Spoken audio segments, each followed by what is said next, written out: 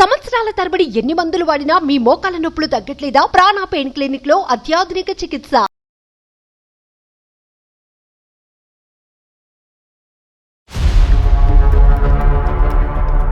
అమ్మాయికి enquiry second marriage చేసి అమ్మాయి జీవితం బాగుండాలని కోరుకుంటున్నాం సార్. మీ అమ్మాయిని కన్విన్స్ చేయమని చెప్పి మాకు ఫోన్ చేశారా? అవును సార్ మీరు అట్టంగా చేసేసి చెప్పాలి సార్ మా అమ్మాయిని. మళ్ళీ పెళ్ళైందండి, నాకు ఆల్రెడీ పెళ్ళైంది కదండి.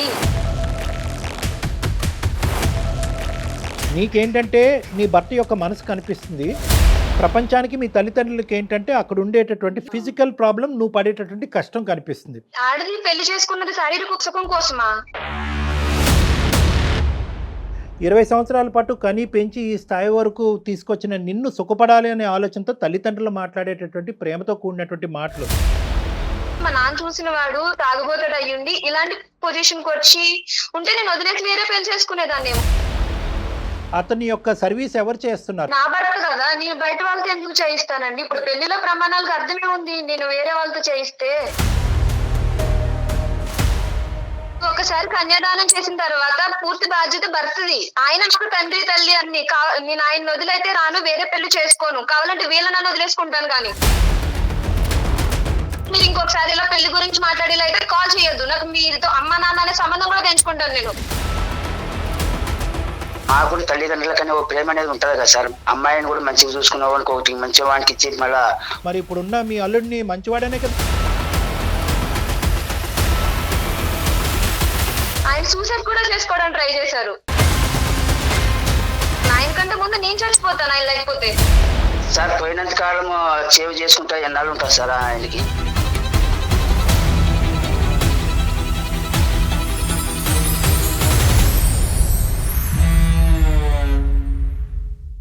IVF ట్రీట్మెంట్స్ పై 20,000 డిస్కౌంట్. డాక్టర్ కన్సల్టేషన్ మరియు అల్ట్రాసౌండ్ స్కాన్ ను ఉచితంగా అందిస్తున్నారు. 49 అంటే సంతానం, 49 అంటే సంతోషం. 49 సమర్పించు అందమైన జీవితం కార్యక్రమానికి స్వాగతం. నమస్తే డాక్టర్ గారు. కళ్యాణ్ గారు, శంకరయ్య అని మనకి ఒక పెద్ద ఆయన మెయిల్ చేశారండి. పిల్లకి పెళ్ళయింది కానీ మళ్ళీ పెళ్లి చేయాలని ఆయన కోరుకుంటున్నాడు. ఒక అనుకోని సంఘటన వల్ల. అమ్మాయితో మీరు మాట్లాడండి, ఒప్పించండి, నేను ఎంత చెప్పినా వినట్లేదు అనేసి మనకి మెయిల్ చేశాడు. అతను పెళ్లి చేయాలనుకుంటున్నాడు కానీ అమ్మాయి అది నాకు ఆయన చెప్పిన దాన్ని బట్టి అట్లా అనిపించిందండి. దానికి కారణాలు ఏంటనేది నాకు క్లియర్గా తెలియలేదు. నాకు అసలు ఆయన బాధ విన్న తర్వాత ఇమీడియట్గా మీరు మాట్లాడాలి అనిపించింది. సో పలానా రోజు నేను కాల్ చేస్తానని చెప్పాను. శంకరయ్య గారు కూడా సరేనమ్మా అన్నారు. ఆయనకు ఒకసారి కాల్ చేస్తాను, పూర్తిగా మీరే మాట్లాడదురు కానీ. తండ్రి కూతురా మేడం? తండ్రి కూతురు. నమస్తే శంకరయ్య గారు, నేను జయానండి, అందమైన జీవితం ప్రోగ్రాం నుంచి కాల్ చేస్తున్నాను. మొన్న మీతో మాట్లాడాను కదా. బాగున్నారా? ఇదిగో డాక్టర్ గారితో మాట్లాడించమన్నారు కదా, ఒక్కసారి ఇదిగో డాక్టర్ గారితో మాట్లాడండి. శంకరయ్య గారు నమస్తే అండి. నమస్కారం సార్. మీకు నమస్కారం సార్. నమస్తే. చెప్పండి సార్, ఏంటి సమస్య ఏంటి? మా అమ్మాయిది పెద్ద అమ్మాయిది 20 సంవత్సరాల్లో పెళ్లి చేశాను సార్. మీరేం చేస్తుంటారు? వ్యవసాయం చేస్తుంటా సార్. ఊర్లో కర్నూలులో వ్యవసాయం చేస్తుంటా సార్. సో ఇప్పుడు పెద్ద అమ్మాయి సమస్య గురించే చెప్తున్నారు మీరు? అవును సార్. యాక్సిడెంట్ లో నడుములు పోయాయి సార్ మా అల్లకి. అల్లుడు గారికి యాక్సిడెంట్ లో నడుము విరిగిపోయింది. అవును సార్. అయ్యయ్యో, ఎంతకాలం అయింది అది జరిగి? ఇప్పుడు 3 సంవత్సరాలు అయింది సార్. అల్లుడు లేవు సార్, లేడు. ఈమె చేయాలి సార్, లేపుకోవాలి, అన్నం పెట్టాలి, ఏదానికైనా అన్ని ఈమె చూసుకోవాలి సార్. అతను ఏం ఉద్యోగం చేసేవారండి? Software engineer sir. Software engineer. వీళ్ళిద్దరికి ఎంతమంది పిల్లలు? పిల్లలు లేదు సార్, ఇంకా పిల్లలు లేదు సార్. పిల్లలు లేరు? లేదు సార్, పిల్లలు అసలు లేదు సార్. ఓకే. ఇప్పుడున్న పరిస్థితి ఏంటి? ఇప్పుడు అమ్మాయి అతనికి సేవ చేసుకుంటూ ఉంది. అవును సార్. మరి ఇప్పుడు సమస్య ఏంటి? అమ్మాయికి ఎంక్వైరీ సెకండ్ మ్యారేజ్ చేసి అమ్మాయి జీవితం బాగుండాలని కోరుకుంటున్నాం సార్. సెకండ్ మ్యారేజ్ చేయాలని మీరు అనుకుంటున్నారు, అమ్మాయి అనుకోవట్లే? అవును సార్. అమ్మాయి అనుకోవట్లే. మీ అల్లుడు గారు మీ అమ్మాయి యాక్సిడెంట్ అవ్వకముందు కానీ యాక్సిడెంట్ అయిన తర్వాత కానీ వాళ్ళిద్దరు అన్యోన్యంగానే ఉన్నారు. అవును సార్, బాగున్నారు సార్. వాళ్ళిద్దరి మధ్యన ఎటువంటి భేదాభిప్రాయాలు లేవు? లేవు సార్, లేవు సార్. ఈ ఐడియా మీకు ఎందుకు వచ్చింది ఇప్పుడు రెండో పెళ్లి చేయాలని వాళ్ళిద్దరు సుఖంగా ఉన్నప్పుడు? సార్ తల్లిదండ్రులకి ఎవరికైనా ఆమె సేవ చేస్తుంటే చిన్న వయసులోనే కూర్చొని లేకుండా ఆయన లేకపోవడం. ఇంకేమైనా కార్యక్రమాలు జరగాలా ఇంట్లో? మీ అమ్మాయి పెళ్లి అవుతుంది? అమ్మాయి సార్, అమ్మాయి అబ్బాయి అంటారు కదా సార్, పెళ్లి అయ్యేవాళ్ళు. రేపు పక్కన పెళ్లి, వాళ్ళ పెళ్లి అయిన తర్వాత ఈమెని ఎవరు చూసారని గ్యారంటీ ఏమి సార్? సో మీ ఉద్దేశం ఏంటంటే మీ అమ్మాయికి జీవితం ఇవ్వాలి అనేటటువంటిది ఒకటి, కొత్త జీవితం అవును ఇవ్వాలి సార్. అనేది, కానీ అవును వాళ్ళ సార్. వరకు మాత్రం బాగానే అడ్జస్ట్ అయిపోతున్నది. ఈ ప్రస్తావన మీ అమ్మాయి దగ్గర తీసుకెళ్ళినప్పుడల్లా మీ అమ్మాయి సార్. ఏమంటా ఉంటది? నాకు ఇష్టం లేదు, నాకు ఆయన బాగా చూస్తున్నాడు కదా, ఆయన కావాలి అని అంటారు సార్. ఇప్పుడు మేమేం చేయాలి? మీ అమ్మాయికి పెళ్లి చేయాలా? మా అమ్మాయికి మీరు ఒప్పియాలి సార్, ఎట్లా కానీ మీరు ఎలా దయచేసి. ఒప్పుకుంటుందండి? వాళ్ళిద్దరూ ఒక అన్యోన్యంగా ఉంటున్నారు, హ్యాపీగా ఉంటున్నారు, వాళ్ళ భవిష్యత్తు గురించి వాళ్ళు ఆలోచించుకుంటున్నారు. వీళ్ళకి ఏమన్నా కొద్దిగా ఆస్తిపాస్తులు అవి ఏమైనా ఉన్నాయా వెనక ముందు? ఉన్నాయి సార్, కొద్దిగా ఉన్నాయి. కానీ సార్ నేను ఏమంటానంటే మా తల్లిదండ్రులకు బాధ్యత ఉంటుంది సార్. మరి వాళ్ళు బాధపడుతుంటే చూడలేం కదా సార్. అది కరెక్టే, కానీ బాధను భరించే వ్యక్తి ఎవరు? మీ అమ్మాయి కదా. ఆ అమ్మాయి అవును సార్, ఎటువంటి మా తల్లిదండ్రులు కని వాళ్ళకి మాకు కూడా బాధలు ఉండవా సార్? తను ఇబ్బంది పడినా పర్వాలా, నా భర్తే ముఖ్యం అంటుంది కదండి. ఆమె చెప్తారు మేడం. శంకర్. మేము ఏమనుకుంటున్నామంటే మేడం, ఆ, మా ఆ. అమ్మాయి కూడా ఒక దారిని చూపించాలనుకున్నాం మేడం మేము. కరెక్టే, మీ తల్లిదండ్రులుగా మీ ఉద్దేశం కరెక్టే, కానీ నేను ఇంకొక మాట చెప్తాను. శంకరయ్య గారికి ఈ పరిస్థితి జరిగితే కనుక మీ భార్య గారు వెళ్ళి వేరే పెళ్లి చేసుకోవటం అనేటటువంటిది మీరు ఒప్పుకోగలరా? మీ భార్య ఒప్పుకుంటుందా? నేను ఈ ప్రస్తావన తీసుకొచ్చానని ఇంకో విధంగా అనుకోకండి. ఎందుకంటే పెళ్లి అనే బంధానికి ఏంటంటే ఇటువంటి అవరోధాలు అన్నీ దాటుకుని వెళ్తే, ఇటువంటి త్యాగాలన్నీ చేయడానికి నిర్ణయించుకుంటేనే ఆ పెళ్లి, దాని యొక్క ప్రాముఖ్యత, దాని పవిత్రత. సో కాబట్టి అంటే ఇవన్నీ నేను తర్వాత మాట్లాడతానులేండి, కానీ మీ అమ్మాయి అయితే కనుక ఇది తీసి పారేస్తుంది. మీరైతే మాత్రం ఏమంటున్నారంటే మీ అమ్మాయిని కన్విన్స్ చేయమని చెప్పి మాకు ఫోన్ చేశారా? అవును సార్, మీరు ఎక్కడిగా చేసేసి చెప్పాలి సార్ మా అమ్మాయిని. కొద్ది డెలికేట్ ఇష్యూ జయ గారు, కానీ అమ్మాయి ఎలా రియాక్ట్ అవుతుందో పూర్తిగా తన మనసు మీద ఆధారపడి ఉంటుంది కదా కళ్యాణ్ గారు. ఆ బాండ్ అనేటటువంటిది ఒకటి క్రియేట్ అవుతుంది చూడండి. ఆ బాండ్ అనేటటువంటిది ఈ యాక్సిడెంట్ ముందు ఒక 50% ఉంటే యాక్సిడెంట్ అయిన తర్వాత 100% అవుతుంది. ఇప్పుడు యూజువల్గా మనం ఎలా అనుకుంటాం అంటే బయట నుంచి చూసేటటువంటి, ఇప్పుడు అతను తల్లిదండ్రుల పాయింట్ ఆఫ్ వ్యూలో అతను ఆలోచిస్తున్నాడు. మీరు నేను అసలు మామూలుగా కామన్ పీపుల్గా మనం ఎలా అనుకుంటాం, ఇదేంటి చిన్న వయసులో ఈ అమ్మాయి అవుటి అతనితో ఏంటి, ఆ అమ్మాయి భవిష్యత్తు త్యాగం చేయటం ఇంపార్టెంటే అన్నట్టు మనం అనుకుంటాం. కానీ అక్కడ కాన్సెప్ట్ ఎలా ఉంటుందంటే, ఒకప్పుడు అది ఒక డెలికేటు ప్రాబ్లమాటిక్ టాక్సిక్ రిలేషన్షిప్ అనుకోండి. మరి నీకు దన్నారా బాబు, ఇప్పుడు సుఖం లేదు, ఇప్పుడు అసలు సుఖం లేదు నీతో అని చెప్పి వెళ్ళిపోయి ఉండేది. కానీ ఇక్కడ ఏంటంటే బాధ్యత పెరిగింది ఆ అమ్మాయికి. సో ఆ యాంగిల్లో ఒకసారి మాట్లాడి చూద్దాం. 2 కాన్సెప్ట్స్ మేడం. ఒక జీవితం పోయాలి అని అనుకునే ఒక తల్లిదండ్రులు, ఒక కొత్త జీవితం పోయాలనేటటువంటి కూతురు జీవితం ఇలా అవ్వకూడదనే తపన, భర్త బాధ్యత నాది కాకపోతే ఎవరు అని ఆలోచించేటటువంటి ఒక భార్య, ఈ రెండింటి సంఘర్షణ మనం ఈరోజు ఇచ్చేయాలి. తప్పకుండా అండి. మరి శంకరయ్య గారు, మీరు పాపను లైన్లో తీసుకుంటారా, లేకపోతే నేను కాన్ఫరెన్స్లోకి తీసుకోనా? మేడం గారు మీరు మాట్లాడినమ్మా, నేను మాట్లాడినా? సరే. మీరు మాట్లాడి లేలో నేను వింటుంటాను, మాట్లాడతాను. అట్లానే సరే పెద్ద ఆయన ఏం అనలేకపోతున్నావు. The person you are speaking with has... hello Vani గారు, చెప్పండి ఎవరు? నమస్తే అమ్మా, నేను జయాని అందమైన జీవితం ప్రోగ్రామ్ నుంచి కాల్ చేస్తున్నాను. నమస్తే అండి, చెప్పండి. నమస్తే. నాతో పాటు డాక్టర్ కళ్యాణ్ చక్రవర్తి గారు కూడా ఉన్నారు. అలానే మీ నాన్నగారు కూడా లైన్లో ఉన్నారమ్మా. ఆయన ఒక్కసారి మీతో మాట్లాడాలి అని చెప్పేసరికి నేను మిమ్మల్ని లైన్లోకి తీసుకున్నాను. ఆయన ఒక చిన్న సమస్యని మా దాకా తీసుకొచ్చారు. ఒక సలహా కోసం మమ్మల్ని సంప్రదించారు సుమన్ టీవీని. ఏ సమస్య అండి? ఒక్కసారి మా డాక్టర్ గారు మాట్లాడతారు చూడు. వాణి నమస్తే అమ్మా. నమస్తే అండి, చెప్పండి. ఇప్పుడు ఏంటంటే నాన్నగారు ఎలా చెప్పాలో నాకు అర్థం కావట్లేదు. అంటే ఒక తండ్రిగా అతను నిన్ను చూసే కోణము వర్సెస్ నువ్వు నీ జీవితాన్ని చూసుకునే కోణము, ఈ రెండిట్ల మధ్యన జరిగినటువంటి ఒక చిన్న సంఘర్షణ. అతను ఏమంటారంటే, మా అల్లుడు గారు చాలా మంచివారు, చాలా గొప్ప పెళ్ళి, కానీ దురదృష్టం కొద్దీ ఒక సంఘటన జరిగింది. అతను అవిటివాడు అయ్యాడు, మంచాన పడ్డాడు. సేవ చేసేటటువంటి భారం అంతా కూడా చిన్న వయసులో ఉన్న ఆడపిల్ల మోస్తుంది. ఇది చూసి మేము తరుక్కుపోతున్నాము, చూడలేకపోతున్నాము. ఆ అమ్మాయికి ఒక భవిష్యత్తుని ఇవ్వాలి అని అనుకుంటున్నాము. కాబట్టి ఆ అమ్మాయిని పెళ్ళి అనే ప్రస్తావన తీసుకొస్తే ఆ అమ్మాయి అంగీకరించట్లేదు. మీ ద్వారా ఆ ప్రస్తావన తీసుకొచ్చి ఆ అమ్మాయిని అంగీకరింప చేసేటటువంటి విధంగా హెల్ప్ చేయండి అని అన్నారు. అవునండి, అంటే మీకు మొత్తం చెప్పారా నాన్నగారు? ఏమో అంటే నాన్నగారు పెద్ద వయసు, ప్లస్ ఏంటంటే ఫోన్లో అంత ఇదిగా మాట్లాడలేకపోతున్నారు. సో పూర్తిగా వివరాలు అయితే చెప్పలేకపోయారమ్మా. అవును. అసలు నీ మళ్ళీ ఆలోచన పెళ్ళైందండి, నాకు ఆల్రెడీ పెళ్ళైంది కదండి. అసలు ఏం జరిగిందో చెప్పమ్మా. అంటే మీ పెళ్ళి ఎంతకాలం అయింది, అతనికి ఆ యాక్సిడెంట్ ఎలా జరిగింది? ఏం లేదండి, నేను చదువుకుంటానన్న వయసులోనే చిన్న వయసుకే 20 ఏళ్ళకే పెళ్లి చేసేసారు నాన్నగారు. రైట్. అబ్బాయి మంచాడు, బాగా చూసుకుంటాడు అన్ని చెప్పారు. సరే నచ్చ చెప్పారు. ఆ అబ్బాయి కూడా సెటిల్ అవుతాడు బాగా అని చెప్పి పెళ్లి చేశారు. పెళ్ళైన తర్వాత మేము అనుకున్నాము మనం పడిన ఇబ్బందులు మన పిల్లలు పడకూడదని ఒక 2 years వరకు పిల్లలు వద్దనుకున్నాం.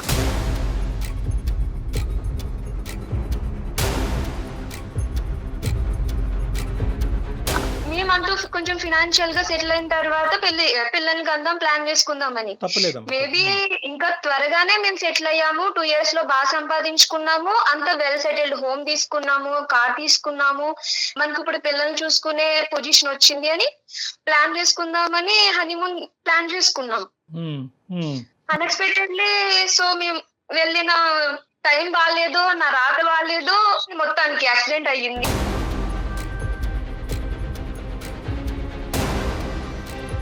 అలానే నేను నా స్వార్థం చూసుకున్నాను, వదిలేసి రెండో పెళ్లి చేసుకోలేను ఏం కదా. జరిగిందమ్మా యాక్సిడెంట్ లో? తను అంటే ఎట్లా, ఎంతవరకు డ్యామేజ్ అయింది పాపం ఆయనకి? కార్ యాక్సిడెంట్ అయిందండి. సో డాక్టర్ అన్నారు ఒక 3 months వరకు మేబీ ట్రీట్మెంట్ అవుతుంది కదా, రికవర్ అవుతారు, సెటిల్ అవుతుంది అనుకున్నాము. కానీ హెల్త్ కండిషన్, కానీ ఇంకా ఆయన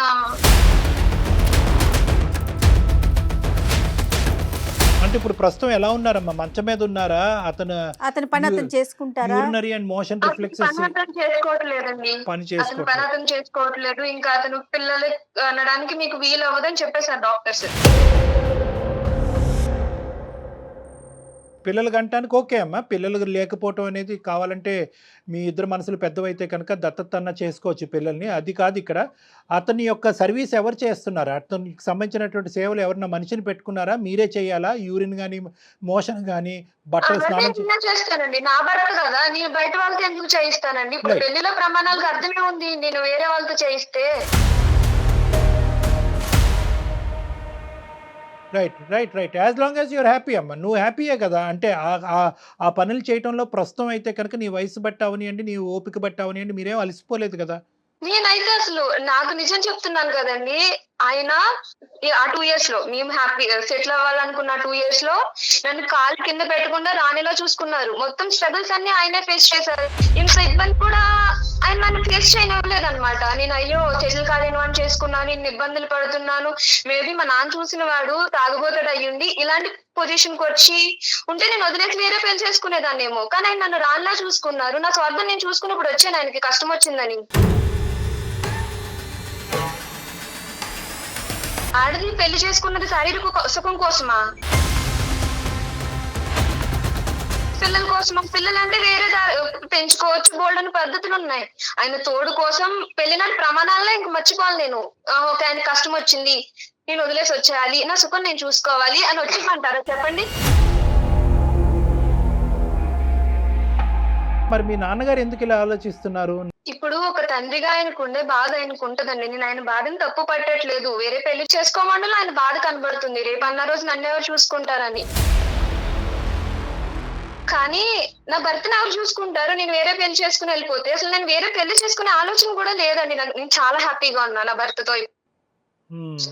అయినా నేను కష్టం అనుకుని చేయట్లేదండి, అది ఇష్టం అనుకుని చేస్తున్నాను.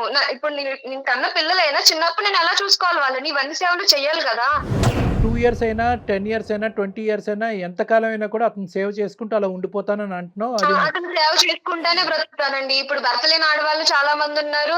భర్త ఇలా మంచాన్ని పడిన ఆడవాళ్ళు వేరే పెళ్లి చేసుకుంటారేమో కొంచెం మంది. నాకైతే అది తప్పని అనిపించదు. వేరే పెళ్లి చేసుకోవాలన్న ఆలోచన లేదు. నా భర్తకు సేవ చేసుకోవడం నాకు ఇష్టం. నీతో మాట్లాడుతుంటే అసలు ఎటువంటి స్వార్థం లేకుండా మాట్లాడినటువంటి ఒక గొప్ప స్త్రీని కనిపిస్తున్నావు, వినిపిస్తుంది. నెంబర్ 1. నెంబర్ 2 ఏంటంటే కనుక అసలు ఎక్కడ కూడా నీ గురించి నువ్వు ఆలోచించవు. నీ వయసు చిన్నది. అసలు 10-15 years పాటు ప్రయాణం చేసిన ఒక భర్త గురించి మాట్లాడినటువంటి గొప్పగా మాట్లాడుతున్నావు అంటే కనుక అతను నిన్ను ఎంత గొప్పగా చూసుకున్నాడు ఆ 2 yearsలో. ఎందుకంటే చదువుకోవాల్సినటువంటి దాన్ని చిన్న వయసులోనే నన్ను పెళ్లి చేశారు అంటే కనుక ఎంత కాదనుకున్నా పెళ్లిలోకి డిసప్పాయింట్మెంట్తోనే ఎంటర్ అయ్యావు. కానీ ఆ డిసప్పాయింట్మెంట్ తీసేసి నీకు ఒక కొత్త జీవితాన్ని ఇచ్చి ఈరోజు అతని జీవితాంతం అలా మంచం పడి ఉన్నా కూడా I'm ready to take the burden అని నువ్వు అని అంటున్నావు అంటే కనుక చాలా గ్రేట్ అమ్మా. చాలా గొప్పగా అనిపిస్తుంది, గర్వంగా కూడా అనిపిస్తుంది. నువ్వు వేరే పెళ్లి చేసుకొని అంటారు ఆయన. నేను ఆయన ఉండి చేసుకోనేమో అని ఆయన సూసైడ్ కూడా చేసుకోవడానికి ట్రై చేశారు. కాపాడుకున్నాను కాబట్టి సరిపోయింది. నాకు ఆయన లేకపోతే నేను చచ్చిపోతాను. ఆయన కంటే ముందు నేను చచ్చిపోతాను ఆయన లేకపోతే. శంకరయ్య గారు, మరి సార్. ఇప్పుడు పరిస్థితి ఎలా ఉంది? ఇక్కడ మేము మాట్లాడేది ఏంటో నాకు అర్థం కావట్లేదు శంకరయ్య గారు. ఇప్పుడు ఆ తను అమ్మాయి చాలా స్ట్రాంగ్ గా ఉంది.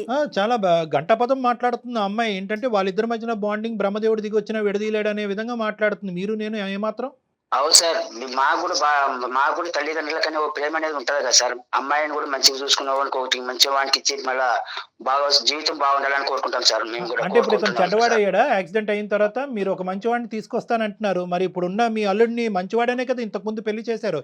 యాక్సిడెంట్ అయిన తర్వాత చెడ్డవాడయ్యాడా? సార్ పోయినంత కాలం సేవ్ చేసుకుంటా ఎన్నాళ్ళు ఉంటుంది సార్ ఆయనకి. సరే అవునండి, ఒకసారి కన్యాదానం చేసిన తర్వాత పూర్తి బాధ్యత భర్తది. ఆయన నాకు తండ్రి తల్లి అన్ని. నేను ఆయన వదిలైతే రాను, వేరే పెళ్లి చేసుకోను. కావాలంటే వీళ్ళ నన్ను వదిలేసుకుంటాను. కానీ కాదమ్మా, నేను మీ మంచి కోరికే కదమ్మా చెప్పేది. నేను కూడా నా మంచి కోరిక ఏంటో నాన్నగారు, మొత్తం అన్ని ఆయన నాకు సెటిల్ చేసి పెట్టాడు. నేను బయటికి వెళ్ళి కష్టపడాల్సిన అవసరం లేదు. ఆయన జాబ్ చేస్తున్నారు ఇప్పుడు. ఆయన పని చేయండి మాకు అంత అవసరం. నేను ఆయన సేవ చేసుకుంటాను, ఆయన నన్ను చూసుకుంటాడు. మాకు ఎలాంటి ప్రాబ్లం లేదు. మేము చాలా హ్యాపీగా ఉన్నాం ఇప్పుడైనా. అవునమ్మా, రేపు జరిగే పరిస్థితుల్లో ఏమైనా తారుమారు ఏదైనా పరిస్థితులు జరగడానికి జరిగాయి అప్పుడు ఎవరు చూసుకుంటారమ్మా? ఇప్పుడు మీ తమ్ముడు చూసుకుంటారా, మీ చెల్లెలు చూసుకుంటారా? రేపు జరగడానికి మేము లేకుండా అయిపోతాం అనుకో, అప్పుడు పరిస్థితులు ఎలా ఉంటాయమ్మా? అప్పుడు ఒకసారి ఆలోచన చేసుకోమ్మా నువ్వే. కాదమ్మా ఇప్పుడు వాణి, రోజులు ఎలా ఉన్నాయంటే పొద్దుట ఆఫీస్ కి వెళ్తే సాయంత్రానికి తిరిగి వస్తున్నామో లేదో కూడా తెలియట్లేదు నాన్నగారు. అలాంటిది రేపటి భవిష్యత్తు గురించి ఆలోచించి ప్రస్తుతం ఉన్న మా ఆయన నేనెందుకు వదిలేసి ఇంకొక పెళ్లి చేసుకోవాలి? ప్రతి నాకు ప్రశ్నకి ఆయనతో నేను సుఖంగా సంతోషంగా ఉన్నా. ప్రతి ప్రశ్నకి సమాధానం ఉందా అమ్మ దగ్గర? అంటే ఎంత చేయొద్దు. mentally నాకు మీరు prepare- ఇంకొకసారి ఇలా పెళ్లి గురించి మాట్లాడేలా అయితే కాల్ చేయొద్దు. నాకు మీతో అమ్మ నాన్న అనే సంబంధం కూడా పెంచుకుంటాను నేను.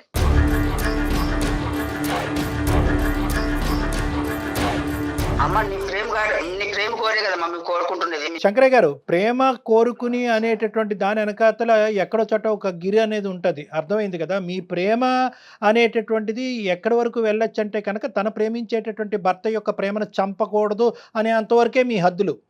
ఇప్పుడు ఏంటంటే, ఇప్పుడు నేను మిమ్మల్ని ఇంత ప్రేమిస్తున్నాను, నీ భవిష్యత్తు గురించి ఇంత కోరుకుంటున్నావు కాబట్టి నీ భర్త మీద ఎంత ప్రేమ ఉన్నా కూడా అవుటివాడు కాబట్టి వదిలేసి వచ్చేయమా అంటే కనుక అది మీది ప్రేమ కింద వర్తించదు.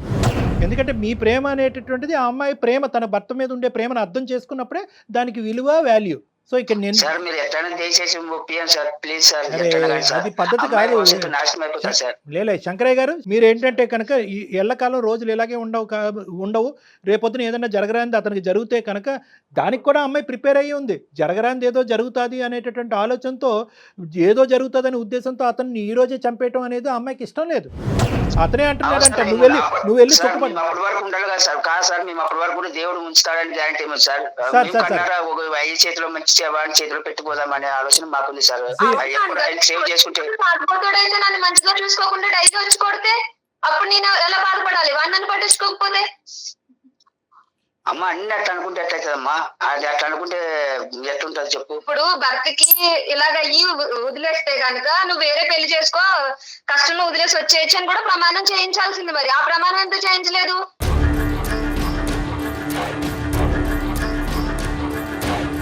అమ్మా, ఇప్పుడు నువ్వు ఎంతైతే కనుక నీ 2 సంవత్సరాల పాటు ప్రయాణం చేసినటువంటి నీ భర్త గురించి అంత గొప్పగా మాట్లాడి, ఆ ప్రేమ గురించి అంత బలం గురించి అంత మాట్లాడుతున్నావు, 20 సంవత్సరాల పాటు కని పెంచి ఈ స్థాయి వరకు తీసుకొచ్చిన నిన్ను సుఖపడాలి అనే ఆలోచనతో తల్లిదండ్రులు మాట్లాడేటటువంటి ప్రేమతో కూడినటువంటి మాటలు, అభిప్రాయాలు వేరేనమ్మా, అభిప్రాయాలు వేరు. కానీ నేను నాన్నగారు, నేను ఇలా బాధపడుతున్నాను, నాకు ఈ కష్టం వచ్చింది, నేను తనకు చేయలేకపోతున్నాను సేవ, మీ ఇష్ట ప్రకారం నాకు పెళ్లి చేయండి అని నేను అతని దగ్గరికి వెళ్ళి నా కష్టాన్ని చెప్పుకుంటే కదా ఆయనకు బాధపడాలి. నేను చాలా సుఖంగా ఉన్నాను, చాలా సంతోషంగా ఉన్నాను. నా భర్త నాతో మాట్లాడితే చాలు, మేము కలిసి నవ్వుకుంటే చాలు, నాకు ఇంకేం అవసరం లేదు, నాకు నా భర్త ఉంటే చాలు అని నేను అంటున్నానండి. నీ సంతోషాన్ని, సుఖాన్ని నువ్వు ఒక విధంగా డిఫైన్ చేస్తున్నావు, ప్రపంచానికి ఒక విధంగా కనిపిస్తుంది. అందులో మీ తల్లిదండ్రులు కూడా ఒక భాగమే. అంటే ఏంటంటే, సేవలు చేసుకుంటూ కింద మీద పడుతూ నీ జీవితం లేకుండా అనేటటువంటి విధంగా ఒకటి ఆలోచించేది. రెండోది ఏంటంటే, రేపొద్దున ఏదన్నా జరగరాంది జరిగితే కనుక మా అమ్మాయి అప్పుడు మేము బతుకుండాలి కదా, అప్పుడు మా అమ్మాయి పరిస్థితి ఏంటని. అంటే తల్లిదండ్రుల పాయింట్ ఆఫ్ వ్యూలో వాళ్ళు ఆలోచిస్తున్నారు, నీకు ఒక సలహా సూచన ఇచ్చారు, ఆ సలహా సూచన నీకు నచ్చకపోతే, ఆ అభిప్రాయం నీకు నచ్చకపోతే అది ససేమిరా వద్దు నాన్న అని చెప్పండే. కానీ ఈ ఆలోచన నీ బ్రెయిన్లో ఇంప్లాంట్ చేసేటటువంటి ప్రయత్నం చేస్తున్నారు. కాబట్టి మీరు ఎటువంటి తల్లిదండ్రులు ఇలా చేసేటట్టయితే కనుక నేను మరోసారి ఫోన్ ఎత్తను అంటే కనుక అది పద్ధతి కాదమ్మా. అంటే నేను అనేది ఏంటంటే, నువ్వు చేసుకునేది అది నీ రైటు. నీ భర్త ఎలా ఉన్నా కూడా నువ్వు హ్యాపీ, నువ్వు నీ భర్త హ్యాపీగా ఉన్నారని అనుకుంటున్నావు, ఆ సేవలోనే నువ్వు దైవ కార్యక్రమాన్ని నువ్వు చూసుకుంటున్నప్పుడు you go ahead, no problem. కానీ దయచేసి ఏ యాంగిల్లో వచ్చి ఏ విధంగా నీ తల్లిదండ్రులు ఒక ప్రేమతో వచ్చి మాట్లాడుతున్నారో వాళ్ళని మొత్తం దయచేసి మిస్అండర్స్టాండ్ చేసుకోవద్దమ్మా. అర్థమైంది కదా? అవును సార్, కానీ నేను ఎప్పుడు నా తల్లిదండ్రులు మిస్ అవుతున్నాను. పెళ్లి చేసుకుని వచ్చాను, నాకు నాన్నని చూడాలని ఉంది, అమ్మని చూడాలని ఉంది, నా పుట్టింటికి వెళ్ళాలని ఉంది అని నాకు ఎప్పుడు అనిపించలేదు. నన్ను అంత బాగా చూసుకున్నారు, వీళ్ళకంటే బాగా చూసుకున్నారు నన్ను ఆయన. అదే నాకు అర్థమవుతుందమ్మా. ఎటొచ్చి ఏంటంటే ఇప్పుడు నీకేంటంటే నీ భర్త యొక్క మనసు కనిపిస్తుంది, ప్రపంచానికి మీ తల్లిదండ్రులకి ఏంటంటే అక్కడ ఉండేటటువంటి ఫిజికల్ ప్రాబ్లం నువ్వు పడేటటువంటి కష్టం కనిపిస్తుంది. వాళ్ళది తప్పు లేదు, నీది తప్పు లేదు, అర్థమైందా? కానీ at the end of the day నువ్వు ఇంత బలంగా కోరుకుంటున్నావు కాబట్టి నా చావో రేవో నాకు అంతా ఇక్కడే, నా భర్తతోనే అన్నీ, నేను ఏ కార్యక్రమం చేసినా కనుక అందులో కష్టాన్ని చూడట్లేదు, ప్రేమని సంతోషాన్ని చూస్తున్నాను నువ్వు అంటున్నావు కాబట్టి ప్రపంచం అంతా కూడా ఏకమై నీకు వ్యతిరేకంగా వచ్చినా కూడా నిన్నేమీ చేయలేదు, మార్చలేదమ్మా. శంకరయ్య గారికి ఒక్కసారి చెప్పండి కళ్యాణ్ గారు. శంకరయ్య గారు సార్ చెప్పండి సార్. దీన్ని ఇక్కడితో ఆపేద్దాం. ఎందుకంటే కనుక ఇప్పుడు ఆ అమ్మాయి అక్కడ భర్తను వదిలేయటం అనేటటువంటిది జరగనటువంటి పని, ఇంకో పెళ్లి జరగటం అనేది డబల్ ఇంపాసిబుల్. మీరు ఆ అమ్మాయి బాగు కోరుకోవటం అనేది ఆ అమ్మాయికి కూడా అది బాగు అని అనిపిస్తే కనుక మీరు బాగు కోరుకోవడం, ఆ అమ్మాయికి అది బాగు అనిపించట్లేదు, ఆ అమ్మాయికి అది నరకం అనిపిస్తుంది. మూడో అంశం చెప్తాను వినండి. ఆ అమ్మాయి మీ అల్లుడు గారిని వదిలేసి రావటం అనేది జరగదు. ఇంకో పెళ్ళి అంటారా, అది మీరు కల్లో కూడా ఊహించుకోవద్దు. మీరు ఇది రబ్బర్ బ్యాండ్ లాగా ఇలా సాగ తీసుకుంటూ పోతే రబ్బర్ బ్యాండ్ కూడా తెగుతుంది, మీ ఇద్దరి మధ్యన బంధం తెగిపోయే అవకాశం ఉంది. ఆ అమ్మాయి అంది ఇంకో ప్రస్తావన, మళ్ళీ ఇంకోసారి ఈ ప్రస్తావన తీసుకొచ్చావంటే కనుక నీ ఫోనే ఎత్తను, నాకు అమ్మ నాన్న లేరు, నా భర్తే చాలు అనేటటువంటి పదాలు ఆ అమ్మాయి వాడుతుంది. అంటే దాన్ని బట్టి ఏంటంటే మీకు ఇచ్చేటటువంటి గౌరవం తగ్గించడం, మీ మీద ప్రేమ చంపించుకోవటం కాదు, కానీ ప్రేమ అనుకుంటూనే వచ్చి మీరు వాళ్ళ ప్రేమని ఇచ్చేస్తున్నారనేటటువంటి బాధతో ఎక్కడ ఆ అమ్మాయి బ్రెయిన్ వాష్ అయిపోయి రేపొద్దున ఆ భర్త దగ్గర నుంచి దూరం అయిపోద్ది అనే అభద్రతలో ఆ అమ్మాయి ఉంది. కాబట్టి ఈరోజు మీ పరిధిలో మీరు ఉండండి, నాకు నచ్చినటువంటి పని నా చేత బలవంతంగా చేయకండి అని చెప్పి 1కి 100 సార్లు ఆ అమ్మాయి చెప్తుంది. కాబట్టి ఈ ప్రస్తావన ఇక్కడతో వదిలేసేయండి. దయచేసి మీరు అర్థం చేసుకోండి. మీరు ఇది ఇదేంటంటే సరే సార్, మా అమ్మాయి మా అబ్బాయిని చిన్న అమ్మాయి అబ్బాయిని చూసుకొని ఉంటాం కదా సార్, ఎట్లా ఏం చేస్తాం సార్, మళ్ళీ అమ్మాయి ఒప్పుకోకపోతే సార్. సరే సార్, అంతే ఎవరి ఇష్టం వాళ్ళది సార్. పిల్లలు కనగాలని కానీ వాళ్ళ భవిష్యత్తుని కానీ వాళ్ళ జాతకాలను కానీ మనం రాయలేం కదా. సో ఇక్కడ ఏంటంటే ఆ అమ్మాయి అది కోరుకుంటుంది, దాంట్లోనే ఆ సంతోషాన్ని చూసుకుంటుంది. So beat. ఇంకా మీ అమ్మాయి వచ్చి తలనెత్తి నోరు బాదుకుని నాన్న నా జీవితం ఇలా అయిపోయిందంటే కనుక అప్పుడు వేరే విషయం. ఇప్పుడు మీరు కీడించి మేలించాలన్నట్టుగా రేపొద్దున్న ఏదన్నా జరిగితే అంటున్నారు కదా, జరిగినప్పుడు చూద్దాం.